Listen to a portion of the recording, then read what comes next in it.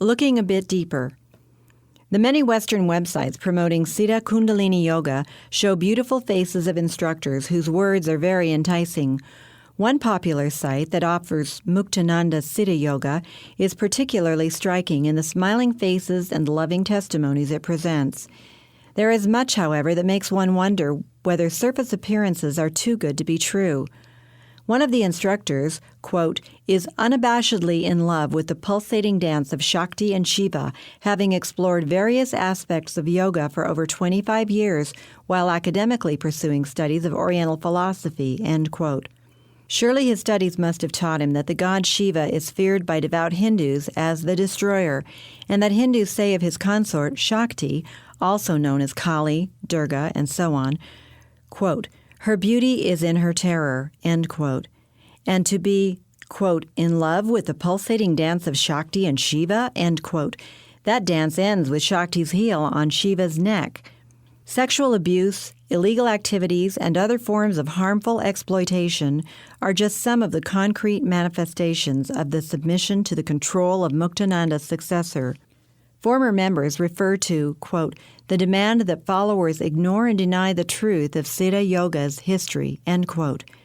Some assert, quote, the dissociative contagion that allows the organization to sweep its history of corruption and abuse under the rug is the means by which evil has always been perpetrated and perpetuated.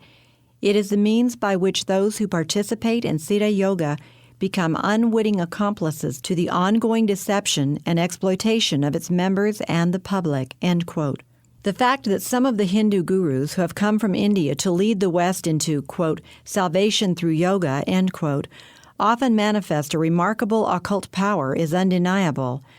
The source of this power is betrayed, however, by the fact that they themselves exemplify the moral vacuum into which their followers often tragically fall.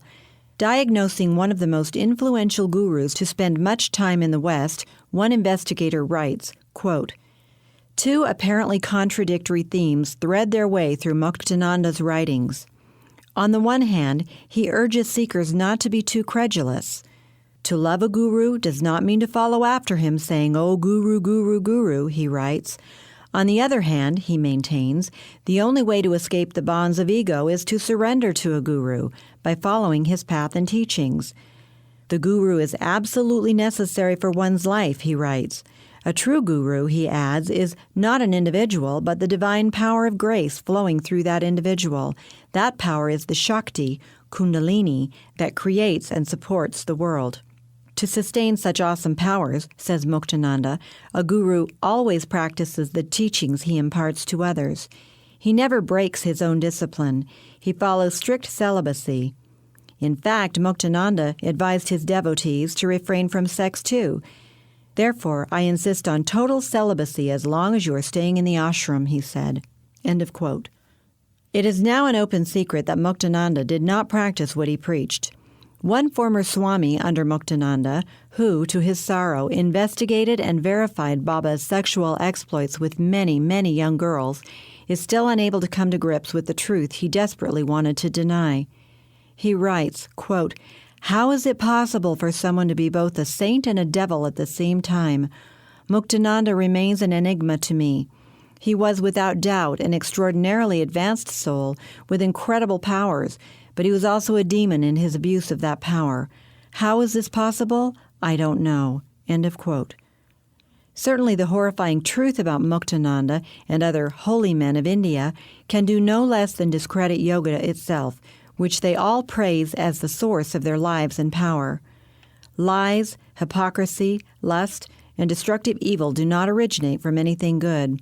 As Jesus said, quote, a good tree bringeth not forth corrupt fruit, neither doth a corrupt tree bring forth good fruit. End of quote, Luke 6:43.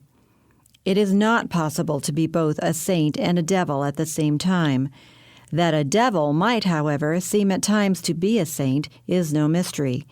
The Apostle Paul, who most assuredly did not practice yoga, explained, quote, and no marvel, for Satan himself is transformed into an angel of light.